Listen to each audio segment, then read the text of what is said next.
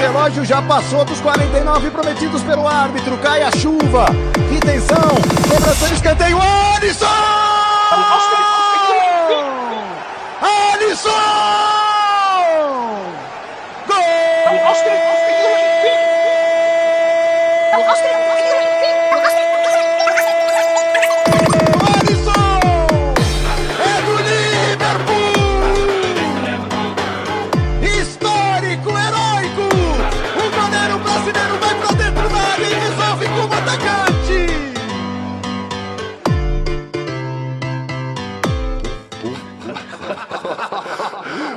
Good evening and welcome to the second episode in the new season of Pass and Move, the International Liverpool Football Club podcast. I'm the Moose, and I'm the Moose, and I'm your host for the evening. Joining me tonight are James from somewhere on the outskirts of London, Manny from somewhere on the outskirts of New York, Matt from somewhere on the outskirts of somewhere, and Keith from Liverpool. We would normally be joined by Austin, but he's been excluded from the squad as we're expecting a transfer bid to come in from an Everton podcast before the deadline is up tonight. However, rumours that we will be keeping Divock Origi as his replacement are sadly unfounded. Good evening, gentlemen. It's transfer deadline day, or as we like to call it in Liverpool Football Club, Tuesday. How are you today? How are we, lads? How are you, Keith? It's been a while since we saw you. Welcome back to the new season. Yeah, thanks for inviting me onto Chelsea chat. What was that about last week? I missed 1 week and you filled me spot with that muppet. It's nice to have a muppet to stand in. Okay, now you would have been better off with Kermit. How are you? What are you drinking this evening? Excellent. As always, a Manhattan. Matt, how are you, my friend? I'm very good. I actually have... Oh, you can't see that. Oh, I've got an invisible drink. Matt's doing his Tommy Cooper impersonation. Was that water with a splash of lemon? And James, who looks like a disembodied head floating around the screen there at the moment. James bringing back the memories of Rent-A-Ghost from my childhood there for me as well. Well, gentlemen, I'd like to say that I watched the game in real time at the weekend, the Chelsea match, which is where we're going to start, but I didn't. I was at a festival, and then I was struck down by the remnants of what I can only believe to be COVID that I picked up about 2 weeks previously and spent the following 18 hours of the next day in bed. So I'm not particularly well. I have watched the game on playback. And I have to say that I thought some of the reactions on the Facebook thread were, Manny, a tad extreme, to say the least. No, they're not extreme. So, Keith, would you like to start us off? Liverpool versus Chelsea. How did it go? I think I'm even more ill-equipped to comment on it than you, Moose. I think I told you I was out in the Lake District. They weren't showing it anywhere live. I ended up listening in a field to it on LFC radio. I had a terrible time, but I listened to it. But I have watched the match since then, and quite frankly, I can't believe the reactions that I was hearing when I was out. The way people went on about it, especially, I don't know what your agenda is because obviously I haven't read it, Moose. But I thought we were all over them. It's just the goalie. He'll never have a game that good in his life, because he's shite. So it's just one of them. I think it was a little bit early in the season. He put 10 men behind the ball with the totally right sending off. It's just one of them games where we just couldn't get it through. Did we? That header what Jota as he buries that all day. On another day, a few of them long-range shots go in. But all in all, I suppose I'm with you. I thought if you look at the stats, which everybody loves, Mendy has made more saves in that game than any other game he's played since he joined Chelsea. On the subject of the sending off, yeah, that caused. I had a few friends staying. Festival I attended was near my house, and I met some new friends there that are going to invite onto the podcast next week. But more on that later. Yeah, I saw the sending off, which caused me to scream several times at Match of the Day that particular evening because why is the referee looking at a still picture? Well, first, dear Match of the Day panel, He's looking at a still picture because the first offence, is the one that the red card and the sending off is for, and that's when the ball strikes the fucking player's arm. What happens to it after that doesn't fucking matter. The first offence is when it strikes his arm, and this, if it strikes any part of the arm, it's a red card and it's a penalty. Also, this narrative, which even you've just said, the ball struck his arm. It fucking didn't. He saved the ball. He moves his arm towards it. It's not ball's arm. It doesn't matter. The ball hits his arm. That's the point of. That's the offence. Anything that happens after that is secondary. You get sent.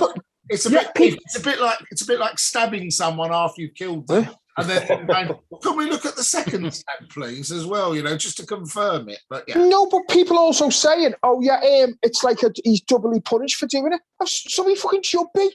Otherwise, if you're standing on the line, you might as well handball them. You might as well handball it every time.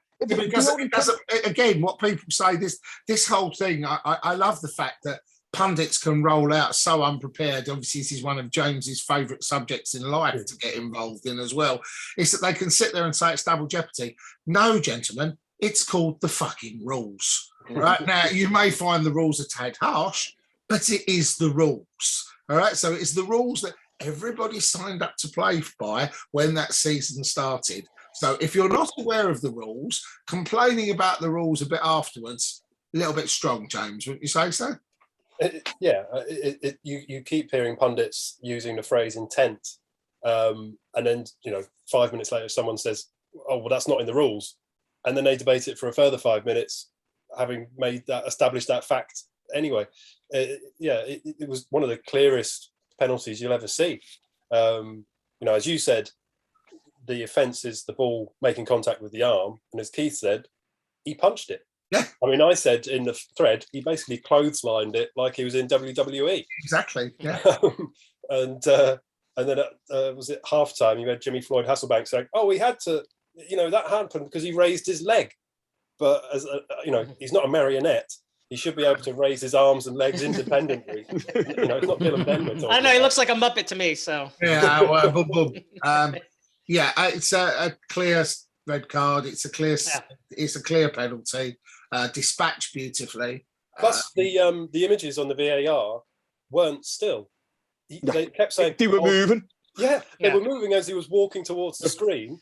Yeah. And I don't know about other people, but my eyesight works as I walk. So if I'm looking at a screen that I'm walking towards, I can see it before I actually stop walking. It's in that level of multitasking, how are you not a millionaire, James? At this moment? I had the exact same thought that he's walking up to the screen where it's playing the video. It's so obviously a pen and a sending off. He doesn't need to get right up in there to see. There's no secret. His arm makes a forward motion, knocks the ball out of the net. It's a penalty and a red card. You can hear it, Maddie, can't you, in the earpiece as he's walking forward. Yeah.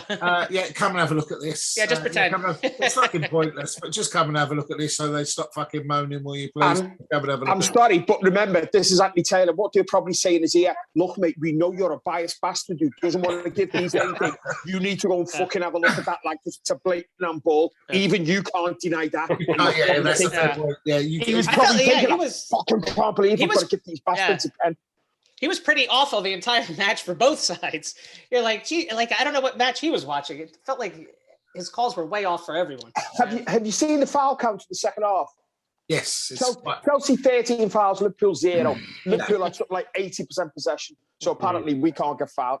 I hate that man so much. But it was, according to every pundit, it was a really close game, and Chelsea put up an incredibly strong battling performance and were even unlucky not to nick it on the break.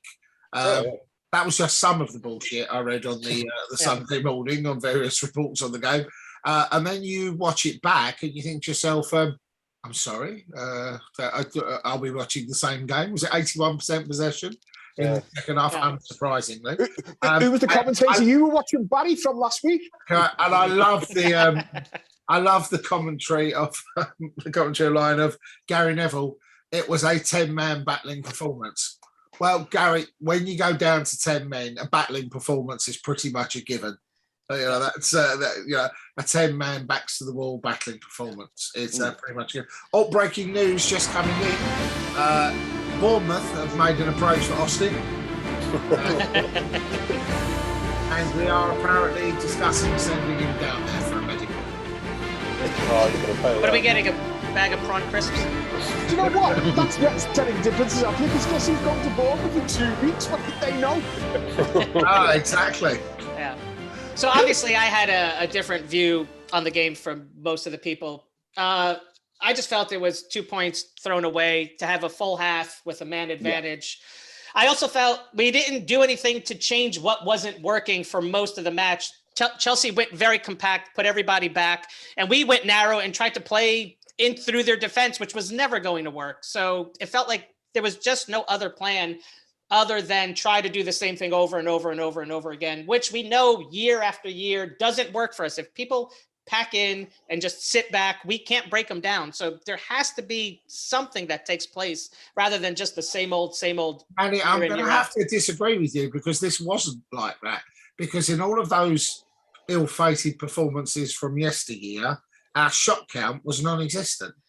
Right, but did Mendy make a worldie? I felt like everything was to him. He didn't have to, he was not troubled by any of the shots we had took. 24 shots. Right, and none of them were, I could have taken those shots. He would have saved them just the same. 24 none of them with power, nothing in the corners, nothing where he had to dive. It was straight at him. Okay. He had so much luck off rebounds. The Van Dijk one, was it the Fabinho one, where it went to the Chelsea player every time, and you're just thinking, fucking hell, it was one of them days. But I think the only mistake when they started obviously sitting right back. I don't know why Thiago wasn't on earlier. Yeah. I think once sorry, go ahead, James. I had exactly the same thought that we needed someone to be playing balls through the lines for someone like Jota to run onto. So I'd have brought Thiago on as early as possible, but we didn't. We didn't have anyone running through the lines. After this, I thought we had the right lineup to start the game, as you can tell, right? The heads clearly went down when we were dominating the game. Chelsea's goal goes in, kind of a looping header, kind of fluke shot. Yeah. Then you could tell our players' game changed. The whole... I'm not sure if sorry, Manny, I'm not sure if Keith's actually burgling his own house there. He's trying to fillet himself. He just realised he's in the wrong house. Right, and then after that, I just felt it just kind of fell flat. The players who were there to kind of try to control the game weren't then the right players there when we had a man up, right? Henderson has been leaps and bounds better than what I used to think he was. But once the sending off took place, Thiago needs to come on for him in order to change the game up and make us more of a threat going forward. I felt Henderson was a little too slow on the ball. Bobby going off was a huge loss because that lost all our guile, pulling players out and playing little balls. But I did feel he was slowing the game down. Him and Henderson and Robertson, the three of them, I was calling for their subs. That's what ended up happening. I just felt they were slowing the game down. Bobby going off is more of a problem. You think he's got a thigh injury and will be out for 3 to 4 weeks by the looks of it. Which leaves us a man short in attack if we need a sub off the bench. We've got Divock. What are you on about? Matt, did they manage to check Virgil van Dijk's shorts to see if they could find a rather £97.5 million person in the back pocket of them at the end of the game as well? The one with hexagonal shins, that one. Yeah, I think worse than that, you need to check Matip's pocket because he didn't have the balls to go up against Van Dijk. He was lining up against Matip, and Matip had him in his back pocket. Yeah, I thought Matip played him really well from what I saw of it as well.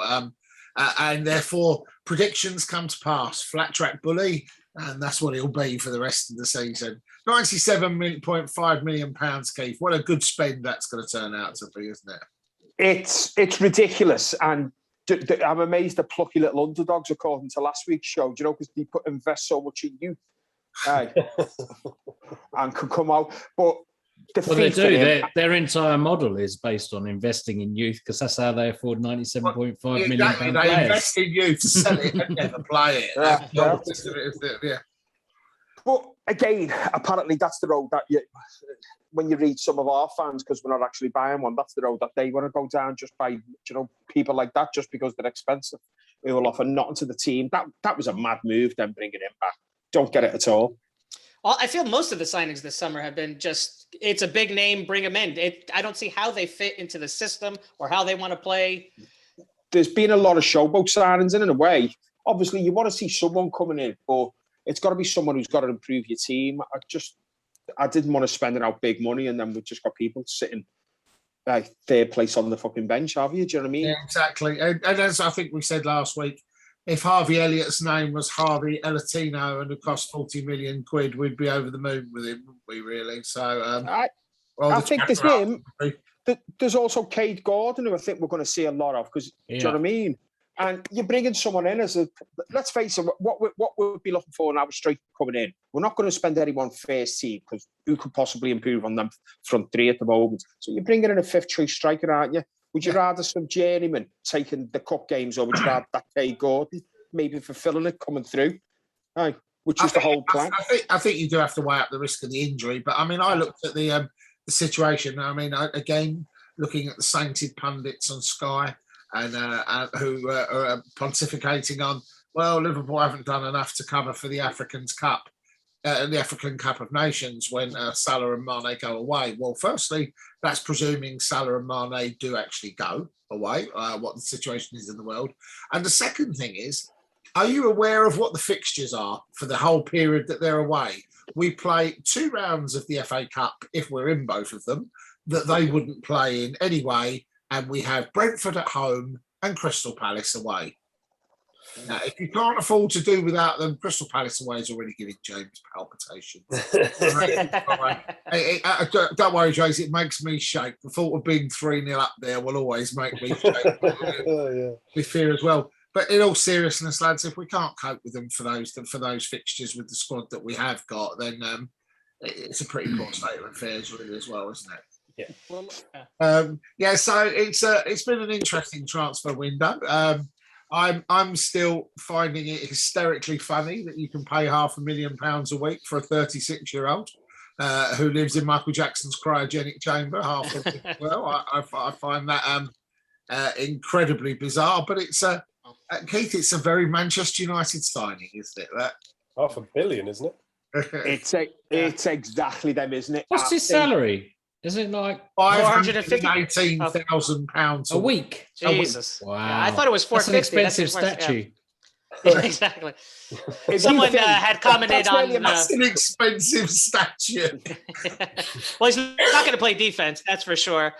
I heard someone was like, "Oh, Manchester's stock price went up 8% today on that signing." I'm like, "Good." When you have to then square away his £500,000 a week when you're not in the top 4, good luck. I want to see where that stock price goes. Certainly not a number that fluctuates. Also, a 2-year deal with a further option of another year. Yeah. I'm drawn back to a comment I made last week. I mean, has Paul Merson found some sort of sanity in later years in life? Because again, I watched the same panel of people, and they're all praising and getting down on their hands and knees and saying what a wonderful signing it is. And he now begins to look around like he's living in One Flew Over the Cuckoo's Nest.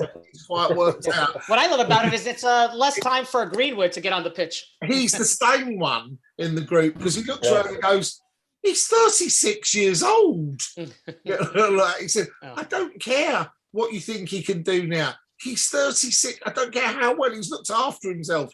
He's 36 years old. Yeah. But the masseuse, between Cavani and him, the masseuse is going to be working overtime.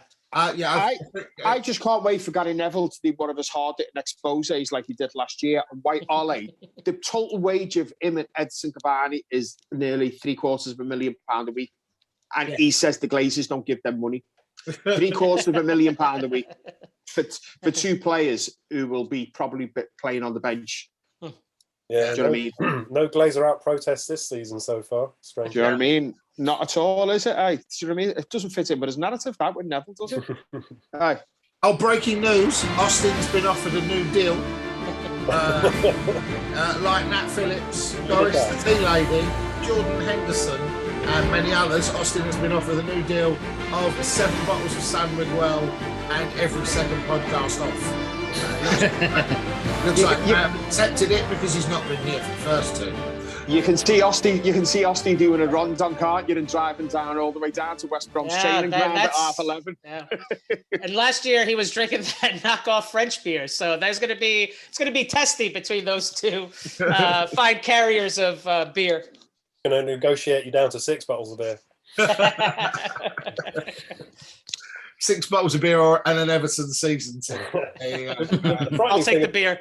The frightening thing about the pundits, though, is that the only other sane voice was Lee Hendry, who tonight was saying exactly what you were saying. You know, he's 36. He's going to be 37 this year.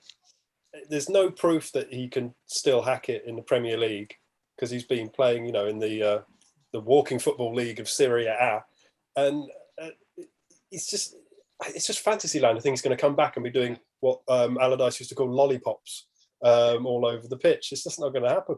Yeah. Also, the startling fact of Serie A is that he has more goals than Lukaku, who everyone's raving was eating up the league. So this pensioner who can barely run is now the top goal, way better goal scorer than the guy who everyone's raving is coming back in the best fitness of his life. Before anybody jumps, sorry, Keith, 1 second. Before anybody jumps on this thread when it eventually appears on YouTube and says that we are bitter, jealous of the signing of Cristiano Ronaldo, you could not be further from the truth. This is probably, in my opinion, the worst of their showcase signings. Started with the signing of Henrik Larsson as one of their interims, and they've done many of them since then. What you would say, which I think is a very depressing, before I hand this back over to Keith, development for modern football, and here we are talking about Manchester United, probably because it's the international break, is that if you were Jadon Sancho at this moment, wouldn't you be sitting there, let alone Edison Cavani, and thinking, what the fuck did I sign for this club for? Well, everyone who's got to play around him now has to figure just how much more ground they need to cover all the time. And all the dirty looks they're going to get when he's not past the ball. And Keith, what's Bruno Fernandes? There'll be tears when it comes to... Oh, my God. That's what I was actually saying. United's most potent weapon of the last 18 months has been Bruno Fernandes. Ronaldo's going to play in that, in everything Fernandes does. Ronaldo's going to want to do. He's going to want every free kick, every pen, every foul. He's going to want the space that Fernandes wants. So I say more too. They might actually should play Cavani and Ronaldo every game. And I would say it hasn't been Fernandes. It's been the officials who give him pens, even when it's Fernandes who fouls the defender. Yeah. I have to say, I can't remember the statistic, and I've probably overinflated it, but what the fuck, it'll sound funnier. Manny being our resident Portuguese expert. Is it true? Well, I know that the statistic's true. I just don't know how many. That he's taken 160 odd free kicks for Portugal and not scored. I don't know that number, but judging by all the matches I've watched, I don't recall him scoring from a free kick. So, yeah. I recall him scoring from penalties. That's about it. Let him have every set piece going, Keith. Wouldn't you say so as well? Long may it continue. Hey. Ollie in. Ollie's at the wheel. And he can fucking stay there. And I spent the weekend with unfortunately for me, a West Ham fan and a Spurs fan. And the West Ham fan said, look at that. There's Rio Ferdinand leading a cartel to buy West Ham to free it from the oppressive yoke of the Sullivan family, Sullivan and Brady cartel. And there he is, organising a transfer for Ronaldo to go back to Manchester United. Well done, Rio. Your heart and mind are obviously in the right place. But get the contract out, put it on the table, let him sign it, let him write whatever numbers he wants to put on there, give him what he's done now since he's come in, and let him sign the contract and go. Ollie's at the wheel, man. He's doing it. He's doing his thing. Man United are back. This is great banter. It really is. So going back to Chelsea, let's be brutally honest. I thought they were probably deserving of the point. They had a little bit of luck, as Keith said, in the game. But I'm still struggling to cope with Liverpool fans' expectations because, Manny, I'd like to sort of go back to that because we were playing, let's be honest, as much as we don't agree with it, we were playing every pundit, well, the majority of pundits have tipped them over Manchester City to win the title.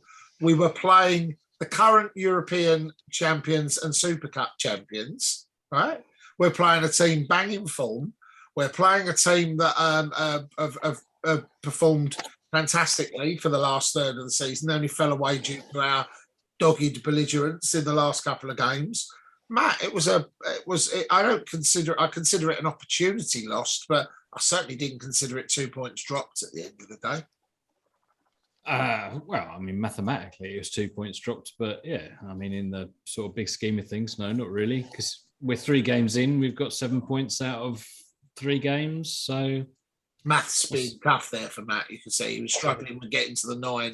It's not a strong suit. It's like Keith said, we're not at 100% yet. You know, Klopp doesn't do that. The team won't hit their stride until sort of November time. So this bigger game was just going to be about sort of playing as well as you can, getting through it. And, you know, despite former guests' assertions that had James not been sent off, they would have won the game. The reality is, had James not been sent off, we would have won the game. Yeah, I totally agree. I think had James not been sent off, Tuchel would... Tuchel is like the archetypal Bond villain that cannot resist telling you the plot of his Machiavellian scheme. He would have come out and tried to play for it without a doubt. Definitely. Well, what I say about that, if he had stayed on, who knows what would have happened, right? We can't do the whataboutery, but it's either 2 points dropped or a point earned, right? Because we only got 1 point out of it. And if you feel that match was a point earned with 10 men against you at home attacking the cup, then I don't know. I don't see us that far behind them. I think we're better than Chelsea. And the fact that we had them at home and we had a man more than them, we're definitely the better side, in my opinion. For me, it's 2 points up. But as Moose said, it's like they're in a position that we were 2 years ago, where we had just won the European Cup and Super Cup, and we couldn't lose a game of football if we wanted to. We were just steamrolling through games, and that's where they are. Well, for them, I see this as for them, it's a point earned. For us, it's 2 points dropped. I'm sorry. I think they did fantastic in the second half to not give up another goal, to just hang in there, keep it together, because their heads definitely went down. Everyone's getting cards, and it was perfect timing for them to go into the locker room right at that time, to go in. Tuchel can settle them down, talk them out of it, get their heads back in the game. Game restarts, and they just held their position, and we couldn't break them down. I think James has hit the nail on the head there. They have that swagger of champions about them at the moment, don't they? They have that feeling of invincibility. But did you get that from them in the second half? I felt like it was an air of desperation to not let us score a goal. Yeah, but that was because if we'd scored one, Manny, they were hanging on for the point. Admittedly, they were hanging on for the point because logically, if we'd scored the second, they wouldn't have come back from it. No, it would have taken not a Liverpool collapse, but a Liverpool calamity of own goal type proportions to get that, or a penalty to get them back into it. Listen, if before the game I told you before the second half Chelsea will have a man sent off, it'll be 1-1. Do we win the game? I don't think a single one of you would say we don't come out of that game winning at least 2-1. I think I would have probably would have said it had been in draw, Manny, if I'm honest, because of the way Tuchel sets his teams up. The moment it went to 1-1, the possibility of either side, the moment the red card came, the possibility of either side winning that game went pretty much out the window. Well, I think the timing for them was perfect. If it was at the start of the second, Tuchel couldn't regroup, couldn't really give people new tactics. They'd have to manage everything on the fly. It would have been a completely different game. We didn't have enough time to get them kind of on their heels. That's a good point, that. Austin has accepted his new deal. Important pre-season training at the pub with Keith tomorrow at 3:30. We don't want them. We don't want them. No. Chelsea, though, they're the league's best bus parties. They have been for over a decade. Half of that squad played under Mourinho, and that's what he drummed into them week after week after week. Parking the bus is second nature to those guys. So, I mean, it wasn't this fantastic masterclass of Italian-style defending. They just dropped back, sat deep, and had 3 shots in the entire game. I feel like this is one of those moments where it calls kind of for a counterintuitive thought, where you let them get a little bit of possession to draw them out and try to beat them on the counter, because they're just going to sit back. And if we keep possession, every man's going to stay back. I felt like you needed to just cede possession a little bit to draw them out in order to get. I don't think they had much intention of coming out, did they? Really, from what I saw of it, not the way we were attacking the ball. I felt like we held on to possession so great that it really didn't offer them an opportunity to move out of their position. They were that was the problem. Then we were too good in possession. Too good in possession. Yeah. Hey, it's your favourite time of the year. International. Is it Christmas already? International Football Week. So what will you be doing to occupy your time instead of watching football this weekend?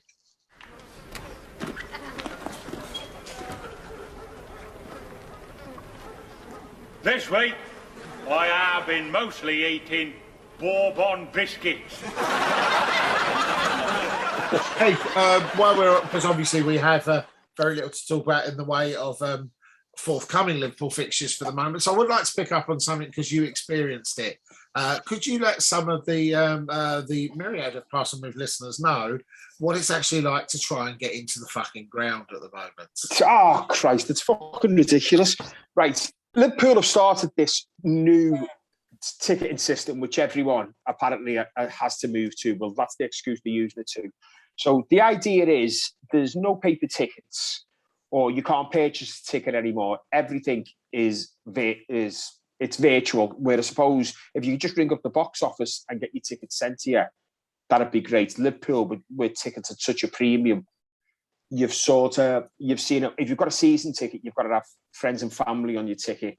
And the idea is it's supposed to be a near frequency contact ticket, where it's like exclusive to your phone, but you can send it via your phone to everyone else. What they're forgetting is not everyone is tech savvy. It's at this point that Keith's connection dropped out and he sounded like he was drowning in a sea of technical misery. How we laughed and mocked him. It is, and also what's not helping is the lack of stewards around. They have these like fan helpers who are dressed like in white coats helping, which they're brilliant when you get older. But you're talking sometimes there's a queue of 10 people waiting to speak to them to say my ticket's not on my phone. I've got a few friends named Stuart. I can send them your way. He just gave up as a bad job. Yeah.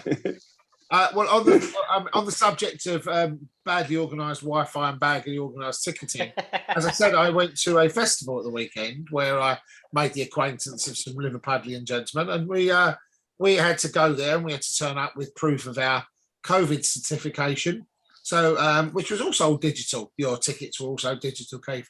But what the festival organisers in the Midlands had failed to realise, that when you put on a festival in the fields surrounding a country house in the middle of Sherwood Forest, that there is no fucking Wi-Fi. There is no 3G, there is no 4G, there is no 5G. There is very little chance of you actually getting your ticket up on your phone, let alone getting your COVID pass updated to get in.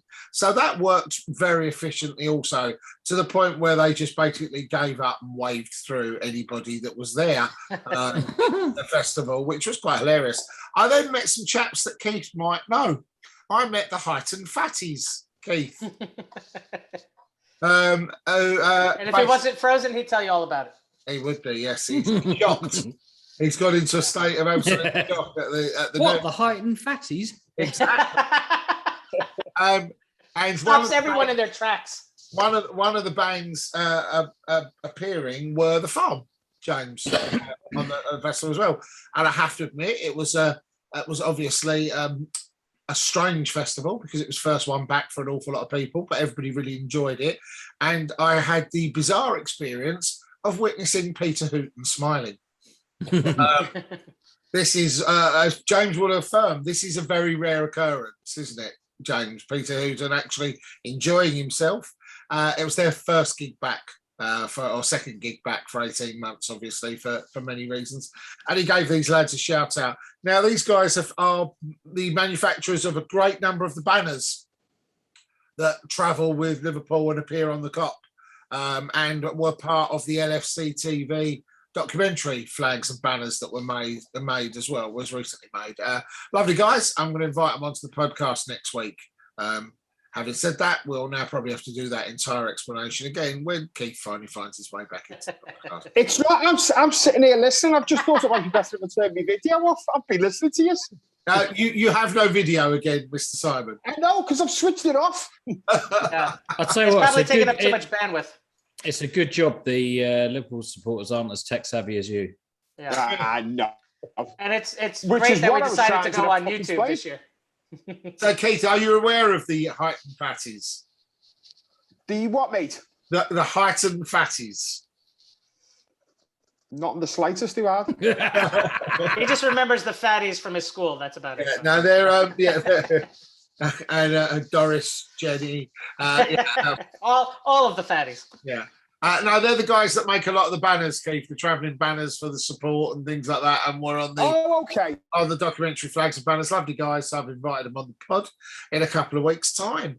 Good stuff. Right, so, and they're not from Chelsea, and obviously won't speak with Cockney blurt accents as well, Keith, so they won't offend your delicate sensibilities. It was more to do with the shite that was coming out of the lad's mouth. I was sitting there, why are these following him? Why are we giving him time on our show? Because we were playing Chelsea. Sorry, can I just go back to the Chelsea game at the weekend as well? Number like 1 million to hate Chelsea fans. You're the European champions. You think you'd be dead proud of your team, singing about your achievements. What did they spend half the fucking game singing about? Steven Gerrard. Yeah. And that just, I'm like, this is why people hate you. Right. You have actually walked me straight into my next subject, which was our controversial subject, Controversy Corner. I'll leave it for Matt to come up with a nice little jingle for Controversy Corner. Controversy or controversy? What's it going to be? Controversy. Communists? Our sprint. Yeah. Just can't believe all the things people say. That would actually make a good jingle, but that'll probably get blocked on YouTube as well. Keith, our club were charged and accused of homophobic chanting for singing the legendary Chelsea Red Boys song. Yeah, apparently there's nothing wrong with singing about victims, murderers, sign on, nothing wrong with that whatsoever. Absolutely nothing. Sorry, go ahead. Go on, Mike. I was going to say it's about time the London male prostitute has finally had a voice in stopping people singing songs about them. Keith. Well, I think what the hell was that? I do apologise. That was my pacemaker telling me it's time. No, I just said this right. The songs that were getting sung over that weekend, I know lads who were at Norwich fans singing about Hillsborough, but apparently that doesn't get mentioned. The one shite that they did, it's very offensive, which it's been sung for years, which I don't know. I said it's easy for us, like 4 straight fellas here, saying what gay people should find offensive. Which excuse me. 4 straight fellas here. There's 5 of us on the screen. I'll let the audience work it out. Is this you coming out, Keith? Who are you outing, Keith? Keith's coming out. Wow. But that's all right. Do you know what I mean? When they saying it's offensive, to me, it's the same. Well, what are you saying? He's saying that every gay person is a rent boy. Because to me, the connotation is it the same if I call a woman a brass? Because to me, that's what they are. But at the end of the day, if the gay community say they find it offensive, it's no big thing to stop it. But I don't think it warranted sort of like the torrent we got, like we were doing something really highly offensive, where it's only a group's come out now and said, look, we'd rather you didn't sing that, so fair dues, we won't. Do you know what I mean? Yeah, if it offends you. I think that's only fair. There's never a single mention about anyone singing anything about Hillsborough. Meanwhile, I didn't even hear this chant. I didn't hear a single chant on TV or anything else, and it's the biggest news ever. And again, if the male gay prostitutes are offended by this, then I will stop singing it for them. Otherwise, who else is offended by this? This isn't a chant about homosexuality. It's a chant about prostitution. So if prostitutes are offended, we should stop. No, again, like I said, this goes back to, do you remember we had a conversation last year on racism, where it's this, to me, it's the same crux of the argument is that on racism, you normally get 4 crusty old white fellas at the FA telling black people what they should be offended by and that what they shouldn't be offended by. Where I never thought it was a gay slur myself, but if the gay community saying, no, do you know what, it is quite actually offensive to us because they might have been called in the past. So it's no big deal to stop singing it, but it didn't warrant like being all over the newspapers. Do you know what I mean? Saying, look what the Liverpool fans are doing. Look what this. Do you know what I mean? Well, yeah, it does, because Liverpool fans. Yeah, that sell seems to be papers. just the point. And To be fair though, Keith, it probably wasn't the gay community making that much of a fuss about it. It is the media reacting. That's exactly. The gay Well, you take the London press, right? The London press then picks up on it, supports their side, moves the agenda, right? Because this is not a gay slur. It's a slur. It's a euphemism for a male prostitute. And if that happens to be gay, it has nothing to do with that person being a homosexual. It has more to do with that person being gay. Indication being a prostitute, sorry. There is no indication that the prostitute in question, Your Honour, is actually of a specific sexual orientation. Exactly. That is the point with it. But again, have you been to Chelsea? No. It's perhaps time has come to move on from some of those things as well. We just that's what I mean. It's a bit of a narcissistic stance, isn't it? Some of the things that we have to find. If someone's offended by it, just stop. What's the big deal? That's what I mean. It's no big deal to stop it. We've got so many songs. Eliminating one is not a problem. Yeah, no, we have to find new and more imaginative ways, like singing about the fact that people are still on the dole that they have done for 30 years, or blah blah blah blah blah. Yeah. Oh yeah. Do you know what? Feed the Scousers and all that. Never mind. In the middle of a pandemic and there's kids on the breadline. Feeding the Scousers is hilarious, isn't it? Do you know what I mean? Singing 96 is not enough right in your face, but do you know what I mean? All that. Never mind that. No. Absolutely right. I'd just like to point out that we have final piece of breaking news that having agreed his contract, we have again confirmed that we have turned down a fee of 189 million for us. Sorry, it's £1.89.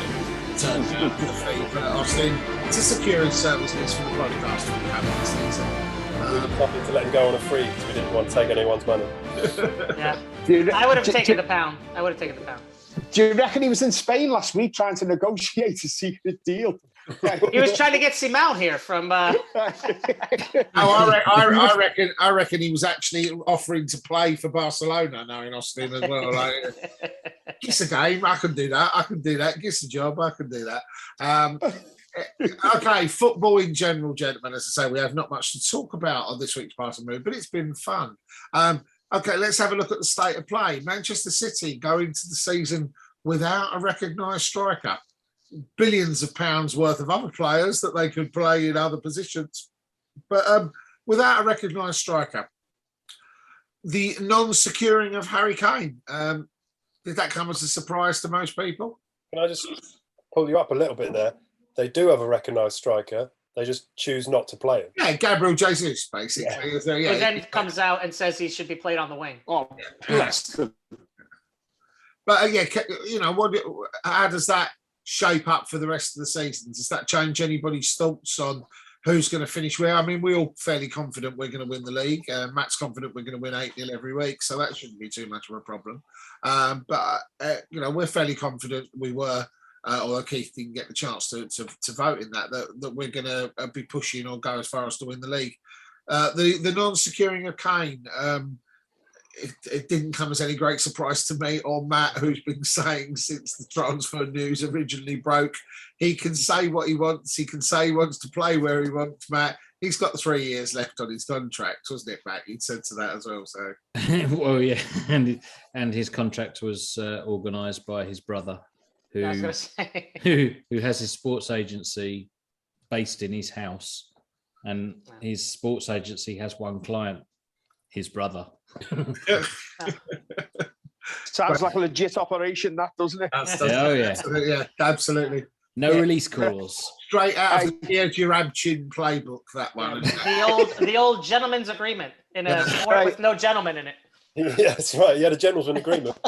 Daniel Levy. Yeah, his office was in his house, but it's registered in the Caymans for some reason. It reminds me of the Arsenal, the 30 million plus the 30 million in a pound bid for Suarez. Oh. And John Henry was like, it's all meaningless. What are they smoking? What they say. James made a cracking joke there. James, do you want to revisit your gentleman's agreement gag because it was worthy of a better audience than it got? Well, yeah, that's the thing. He had a gentleman's agreement, but unfortunately, it was with Daniel Levy.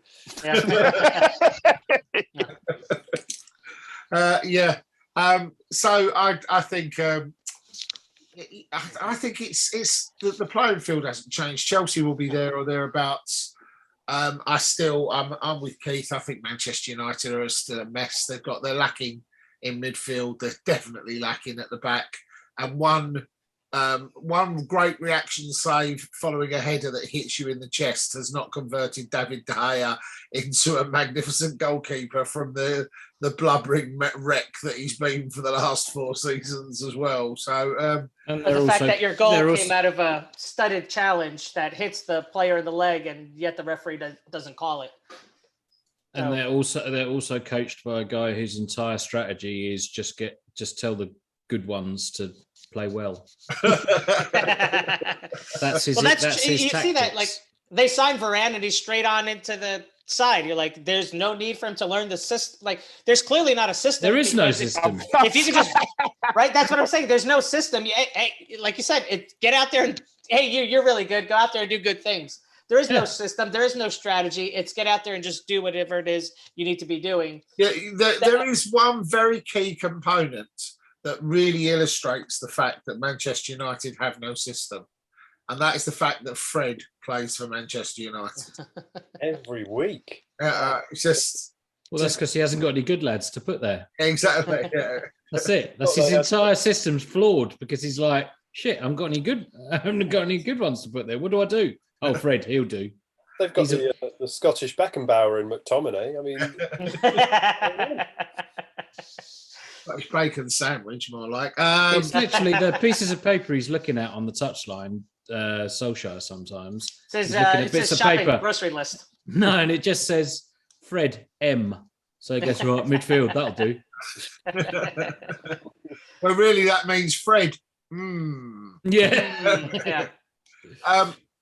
I'm going to hand this subject to James because he handles it better than anybody else. The Guardiola fraud is going to find it a bit tough this season as well, isn't he? 2 back-to-back 5-0 wins. He's going to play the whole season without a striker and defy the laws and logics and the natural. That's another one of those buses just come through here. I do apologise. And it appears to have switched Keith off, that noise as well. But that's right. He's like, I'm out. That's what it is. It's me wiggling my nose like. I've gone to audio only to see if it improves my signal. Yeah, it's me wriggling my nose like Genie and Bewitched, and Keith disappears and comes back in. Dick Sargent, his boss is coming over. You better have the ice in the ice box when he makes a martini for his boss. Whatever you call your dick is down to I was just going to say, how do you know my Mickey's name? My Mickey's name. There's one for all the old Scouse grannies in here. That's something else I haven't heard for a while as well. James, from the Wayne Rooney School of Chat-Up lines, that mate. Guardiola's going to find it very interesting this season, isn't he, with his ability to rewrite the laws of football. Yeah, I mean, no doubt there'll be a press conference in a week saying how hard it's been for him, with so many players going away on international duty and having to play without a recognised striker at the club. He did win the league last season without a recognised striker because Aguero was injured most of the time. Yeah, he did. He didn't. He had Jesus sat there on the bench. I'm not having this. I've got no striker. When you last week you said hang on. Last week you said to me that if a player's out injured, that's not rotation. Now, if you choose not to pick a player, it doesn't mean he doesn't exist. Yeah, that's not what I'm saying though. I'm saying he won the league without playing a striker. According to Guardiola's rules, right? Yeah, but he didn't play a striker, is what I'm saying. Apart from when he played Aguero and Jesus. And Ferran Torres. Listen, it's got to be very rough to come up with the strategy of just buy the most expensive player. And I get it takes a lot of strategy to figure out who costs you the most amount of money and buy that person. It's complicated, and it takes a real genius to decide who is the best player in football and then give them the most amount of money. And so kudos, my hats are off because there's no one as good as that than he is. And he's done it at club after club, at Barca, Bayern, switch to Man City. Those tactics are second to none. Buy the best, spend the most, and you win. But if it was that easy, Solskjaer would be doing it, wouldn't he? Because he's using the same. They can't buy the best. He's using because the same nobody strategy. wants to play. Anybody worth their salt won't play for fucking United. Yeah, Solskjaer doesn't buy the best. He does shop in Lidl to Guardiola's Waitrose shopping. He does the opposite. He pays the most for people who aren't the best, which is an even better tactic. He pays the Lidl checkout lady 4 times the worth of That's the right. that he's just bought in Lidl because he can. Yeah, we've got other news, of course. Then we have to reflect on the fact that I used to think that our club, when I first started this all a long time ago, working with the other guys and with James and Manny way back in the day, when Keith was just the voice of the Anfield Cats, if you remember back then. I'm still now by the look of it. Just a voice. Just the Anfield Cat, Black Cat, the coal cellar, you are. I seem to remember that I thought at times when we were reviewing games back in those days, James, that under Hodgson and things, that we'd pretty much fallen as far from grace as Liverpool had done in a great period of time. We were very much in the fallow years, the barren years. We'd had the joy of the European Cup, and then so basically dwindled it and spunked it up the wall. Effectively, the kudos that came from that. And I thought I'd seen a football club pretty much drop. I mean, you've seen Charlton and things fall out of the leagues, but these aren't, mega clubs. I know where you're going with it. And then you look at Arsenal, and you laugh heartily, because the biggest spenders in the British transfer window this year are Arsenal Football Club. Yeah, I mean, I've never seen anything like it, because not only have they managed to spend the most amount of money on nothing, their players are actively revolting. It's like mutiny on the Bounty over there.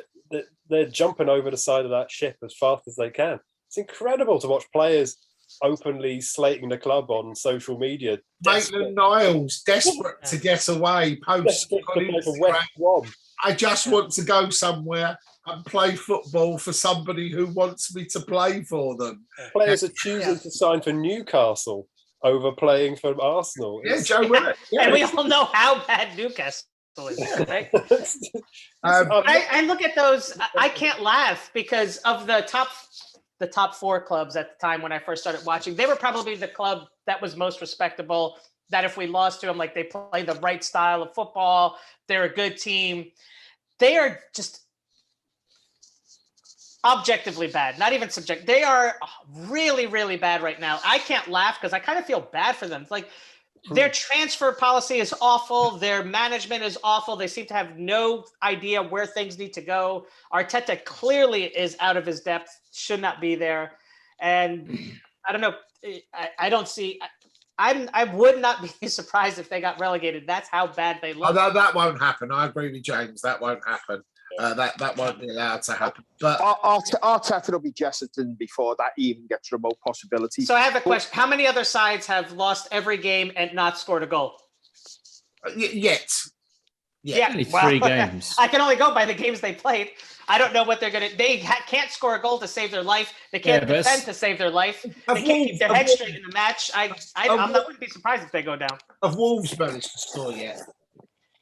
No.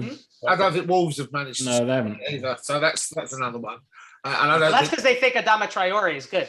And I don't think Wolves will go down either. It's just... It is staggering levels of incompetence of running a football club, isn't it? But the Cronkies have form for that, though. If you look at their whatever they own in the States, they're not exactly flying high, are they? They will make money regardless. The whole club is built around making money, not about winning football. Yep. And that's the sad part. I was trying to look. I didn't actually manage to find it before we started the show. I was desperate to find out when we play Arsenal. I wanted to know if it would be... it's got to be before Arteta's fired. I was going to say, I wondered if it was going to be Sam Allardyce's first or second game. Because there is a stinking air of inevitability that Fat Sam and his Red Adair act and Sammy Lee will turn up. Redknapp. Yeah. Isn't Bruno Conte out of a job? Is he at this particular moment? Well, they're very good at picking up expensive, overpaid rejects from Chelsea and giving them long contracts on extortionate amounts of money. So that might work out very well for them. It was very interesting to see Willian ripped up his contract today £20 million worth of earnings to James get out of Arsenal Football Club. Seen as an honourable move, possibly is an honourable move. More likely seen as a move of someone who doesn't want to spend another season at Arsenal Football Club, isn't it? 75% pay cut he's took. Yes, right. He's looked around himself and said, "I'd rather retire than just keep playing with this show." He went to go to São Paulo's finest, the Corinthians. That's right. Yeah. Yeah. I mean, they have Aubameyang and Lacazette, who seemingly can't be on the same pitch at the same time. They have Nicola Pepe, of course, that they joyously robbed from us for the tune of £70 million. We were apparently interested in as well. And then, of course, Keith, they went and spent £50 million on Brighton's second best centre half. Oh my God! You can't write it, can you? How far they've fallen? Right, do you know what I mean? It is shocking, as Manny said. Do you know, from what they were a few years ago when they were actually the benchmark on how to run a club to what they are now, which I don't think they will go down, but it's definitely going to be a bottom half of the table for them, which brings us back to our club, where all these people who are saying, "Oh, these FSG out, spend all your money on this, spend all your money on that." If you don't run your club right, that's how quickly you can go. Yep. Just like that, you go from at the top to like mid-table straight away. It's hard to get back.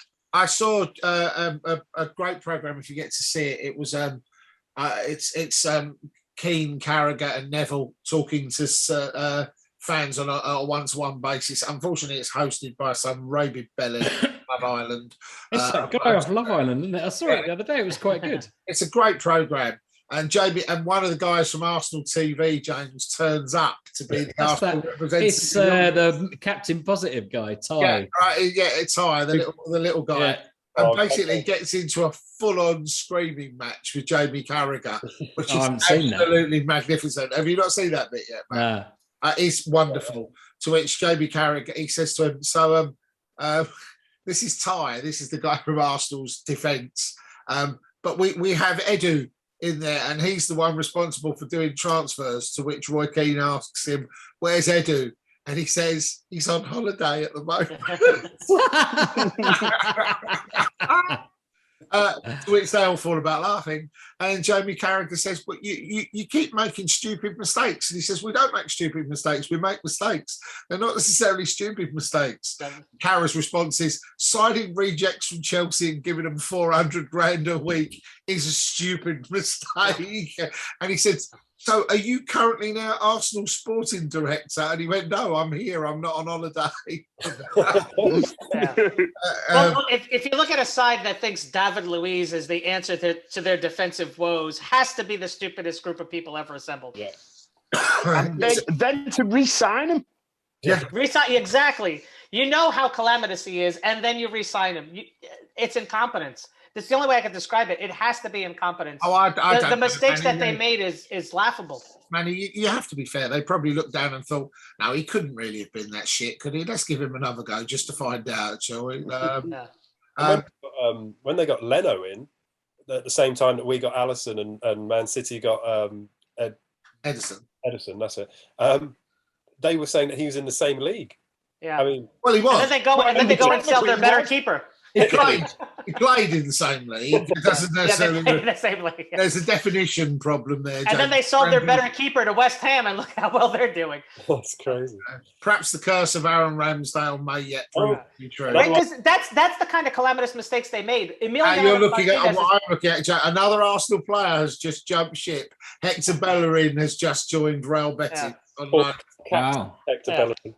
But you look at Emiliano Martinez was on fire, and then they're like, you know what? We'll sell him and we'll keep Leno, who hasn't really shined enough. And you're like, that's the kind of terrible decisions that lead a club down the wrong path. Juventus, didn't he?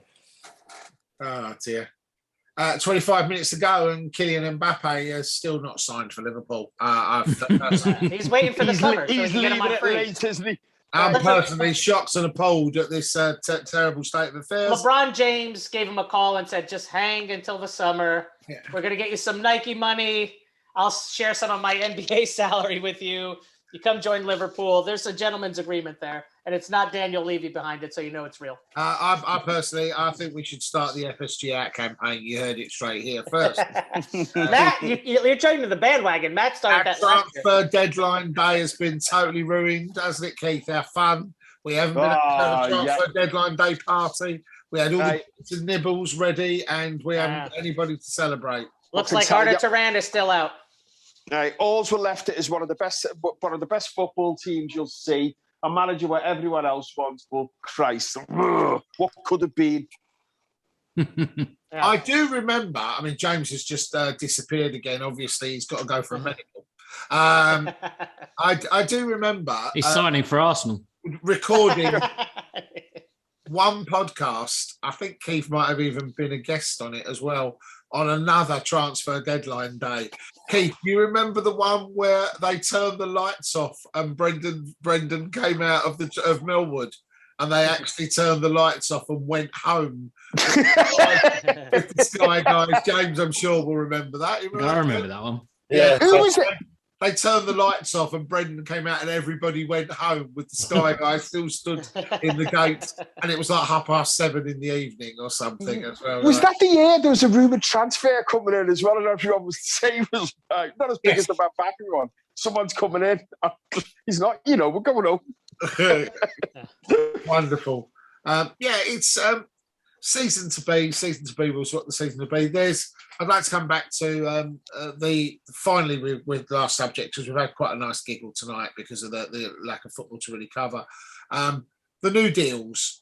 As much as I'm very pleased to see our players tied in and signed up and basically tie them there for the rest of Klopp's career at the club, if nothing else as well, because most of them go to Klopp's contract, and if Klopp was to take the extra year and option, then that'd probably tie in perfectly. Fantastic to see the skipper tie up. So that means, correct me if I'm wrong here, Alisson, Trent Alexander-Arnold, Van Dijk, Robertson, Thiago, not Thiago yet, sorry, Henderson, Nat Phillips, Reece Williams, and anybody else I've missed who have signed? Fabinho have signed new deals. Everyone except the big one. Salah's is probably still on the table. Mane signed an extended deal last year, I believe, as well. Did he? Yeah, I didn't realise that. Yeah, I think Mane's got a deal. Got a longer deal on the table as it is as well. So Salah's being the last one to put to bed. That's a lot of money for FSG to commit in wages. My gripe with all of it is I really don't like trying to be conned by being presented the signings on transfer deadline day like they're signing new players. That I think is adds a little bit of insult to it. It's great to celebrate the fact. Who's presenting them like that though? The club. The things that I've posted in the group tonight are the releases from the club's press releases. Yeah. Well, I feel like all these things could have been timed after the transfer window closed. It is. I feel like the purpose of doing it before the window closes, hey, we're not signing anybody, but look what else we're doing. Yeah. Focus on the window. After the window, we could focus on all the re-signings. I feel like it's putting a bell on a pig. A bell on a cow, I should say. That said, I really don't care. I'm not bothered by any of the lack of transfer activity. I feel like we've got a starting 11 that's solid. I feel like we have a good bench now.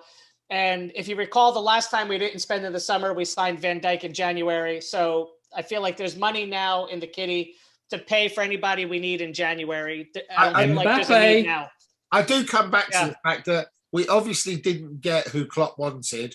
And as Klopp has proven in the past, he'd rather wait than sign anybody else. It's Kylian. He's coming.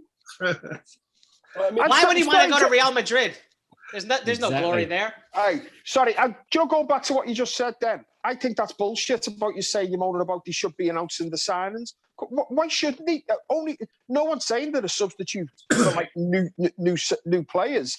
But I think it's actually quite a big deal when you've got some of the best players in the world signing the best part of their careers over. It's actually a really big deal. Fucking hell, it's massively worse than here. Yeah. Hey, I'm not saying it's not a big deal. Hey, Keith, let me talk. Can I speak? I feel it's window dressing. I don't care that they didn't sign anyone, but I don't think that timing is not a coincidence, right? It's definitely for a reason. Matt. Don't let Matt speak. No, I'm saying it's a big deal if you remember that sort of about, it's only about 6-7 years ago, we were always selling our best players. Always. For a but long there's nothing time. to stop us. Which is exactly what I was saying. Yeah, I know. I was just stealing your point. Right. Right. Anyway. It sounds better when it comes from Matt. He's got a gentlemen, breaking news. Voice. Breaking news. He doesn't say not an all fucking show and then steps all over me point.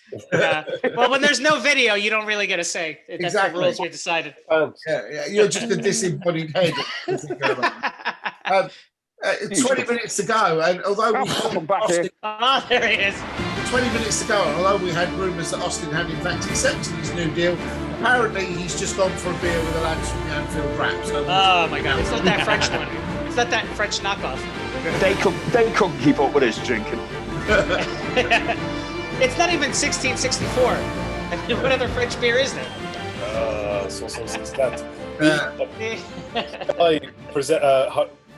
Pundit was just outside Goodison Park. There's fuck all happening here, lads. It's amazing what lack of a Carlo Ancelotti to bring names in. Haven't they signed someone random? No, they let someone Everton. go. Moise Kean went to Juventus. No, they weren't they signing someone like Rondon? Did that happen? Were they? Oh. Yeah, Solomon Rondon. They're like, you know what? That guy can't score goals for West Brom. Going to catch that joke, Matt. That guy hasn't scored a goal for West Brom. He's perfect for us. Because he's been playing out in China and he's found it a bit hard. That's right, yeah. As we're having a bit of a giggle with this podcast, did anybody see the massive sulk that Dick Charlison threw at the weekend when he wasn't allowed to take the penalty? Calvert-Lewin popped it away. And the sulk he had on his face, the rest of everybody else was celebrating. I thought that's team spirited. Rafa will soon knock that out of you, you blurts. Honestly, he was. If there's ever a grown man who's never done a press up in his life, it's Richarlison. He's extremely punchable, isn't he? Yeah, I can see Rafa coming to terms with Richarlison very, very quickly. He's well known, Keith, as a sufferer of egos, isn't he, Rafa? Oh, we'll be right into them, won't we? Yeah. He's bringing in David Ngog for Richarlison. I'll tell you what, talking of him with players, though, imagine what he's going to do with that Calvert-Lewin. Yeah. Rafa. He's a Rafa-type player. Yeah. Like, he fits right into that Rafa system. Only player of that team I'd have him. I think he's brilliant in that Calvert-Lewin. All right. And in that case, I shall disappoint you and let you know he's out for the next 6 weeks and has just withdrawn from the England. Yeah, that's it. I see that. Broke his toe. Calvert-Lewin. Yeah, I heard he hurt himself putting on one of those fucked up outfits he wants to wear. Eddie Calvert's shirt, as I call him, isn't it? So he got hurt wearing that outfit, so he's out for the season. Eddie Calvert, that's one for the kids. It's just football's. Now, before we close for the evening, football's a bit mental at the minute, isn't it? It's a bit like they've come back after the pandemic and gone, oh, sweets. Let's all run around in the sweet shop and grab, I'll have some Ronaldos. And, this it's like what they've been doing. They've been sort of holed up in their houses, just playing FIFA with their kids. And they've got so into that mode of just buying whatever they wanted. They've come back and gone, right, okay, who should we buy? Oh, Messi. All right. And what about Wijnaldum? The best part of everything since coming back is supporters in the stands. Yeah. The one thing I've enjoyed the most of watching all the games throughout the weekend is supporters in the stands. It's made the game so much better.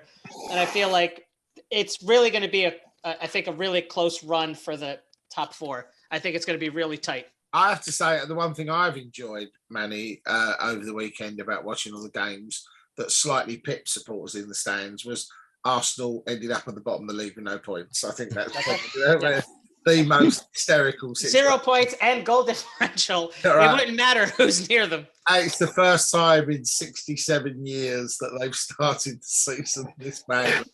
I've yet to tune into Arsenal TV, but I am rather tempted. Well, I have, and to be fair, Robbie's just bought a new car. So he's well happy. I'll tell you what, though, they're going in Europe this year. We're entering the Eurovision, aren't we? That's something we haven't spoke about. What Eurovision? The alleged group of death. I'm of the opinion if you're going to play Champions League football, have a good go at it. While that is what the Champions League's all about. I could be fucking happy with that group because I'm going to Milan on December the 7th. Yeah. Well, I was going to say that Madrid. I don't like having Atletico Madrid because they're just they play anti-football. They're just looking to hurt people. You don't want to have to face them twice that early.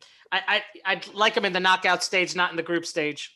No, I think that's a brilliant group. I'm loving it.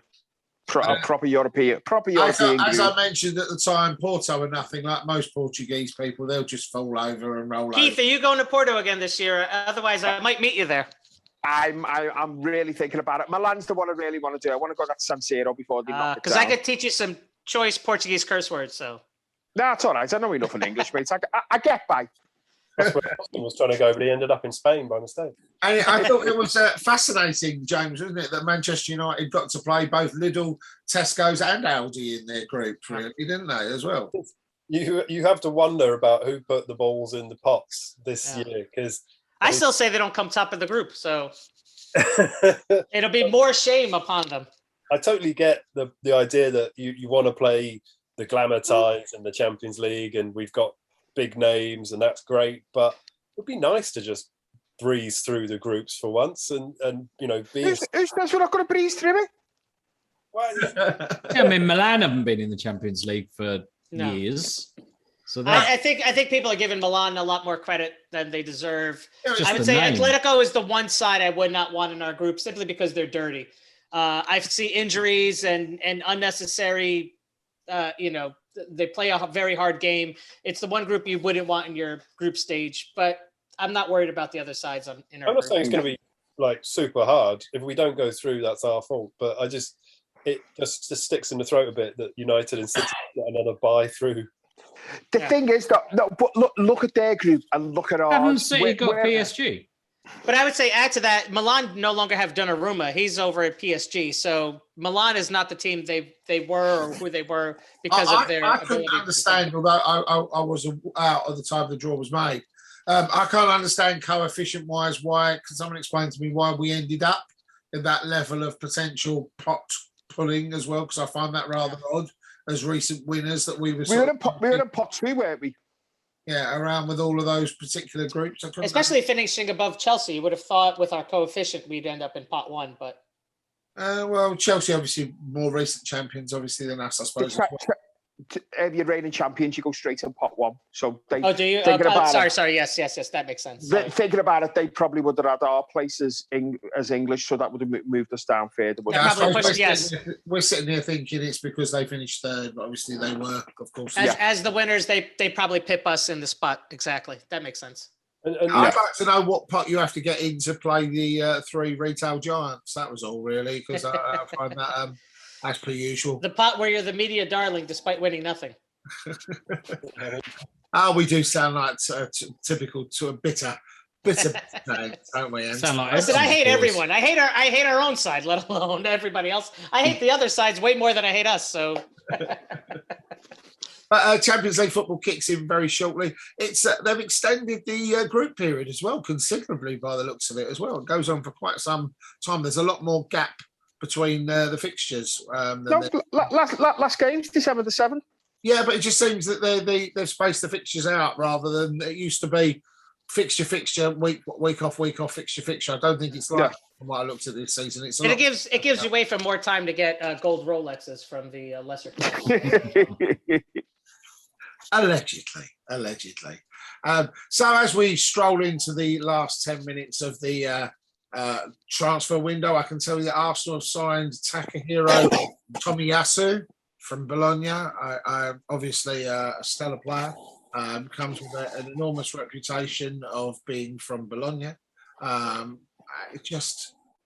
Football's gone mad. Football's gone mad. We're paying 36-year-olds at $500,000 a week. You've got people offering people with 1 year left on their contract, £189 million to come and sign for them, and the club the club presumably saying no.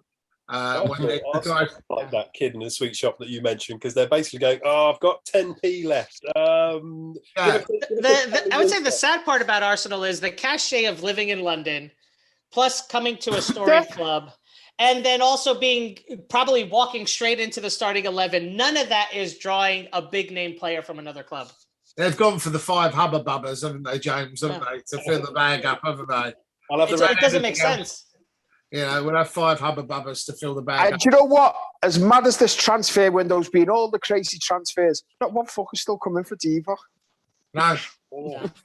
And Tottenham have just terminated Serge Aurier's contract. Really? Problem 2.5 seasons too late, I would have thought as well, wouldn't you? Yeah, get him off their paper, get him off their books so he's free. Obviously, whatever deal they were hoping to do hasn't happened, so they thought, fuck it, let's just rip the fucker's contract up, boot him out the door, and let him go to Don't worry. Nuno has George Mendes on the speed dial. There's a Portuguese defender coming in to play fullback for them within the next few weeks somehow. Unbelievable. So a very strange situation all round. We have football to look forward to. Our next fixture, everybody, come on, prompt me. Who do we play next? Crystal Palace. That's going to be fun. Good timing. Leeds. Leeds with their new stellar signing, Daniel James, that Mo Salah. Don't we play Palace first? No, we're away to Leeds. Away to Leeds, then AC Milan. Yeah, on the 5th. AC Milan on the 15th, isn't it? Yeah. Yes, and then Leeds. Okay, yeah. Is it away to Milan or at home to Milan? So it's at home to Milan. Leeds first, then AC Milan, then Palace. Keith, let me know which one you go on a away trip to. So I may book last minute.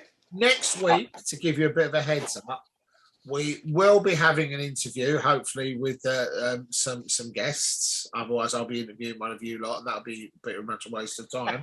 But next week, we will not be taking the traditional week off due to the international break, but we will be bringing back the Pass and Move quiz.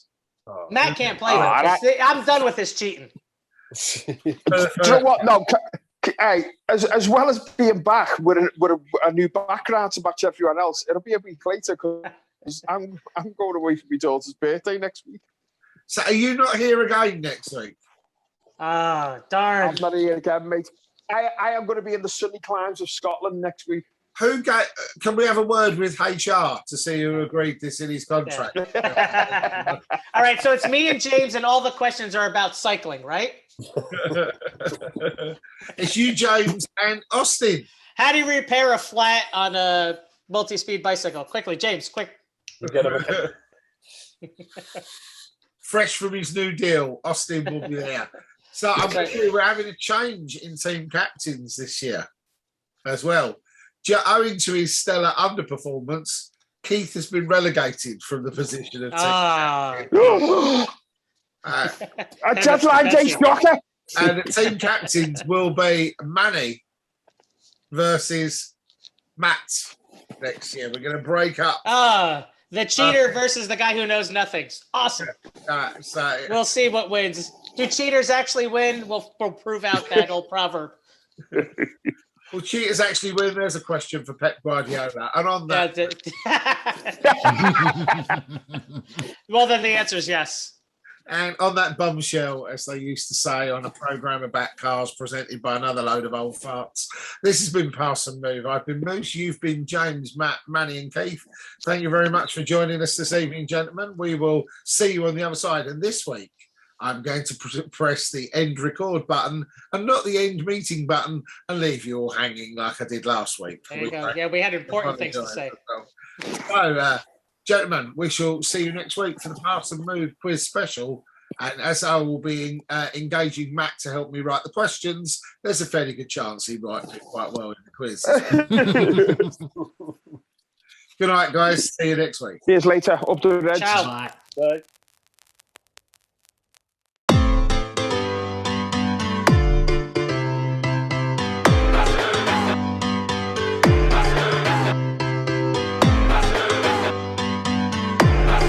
relógio já passou dos 49 prometidos pelo árbitro. Cai a chuva. Que tensão. Cobrança de escanteio. Alisson!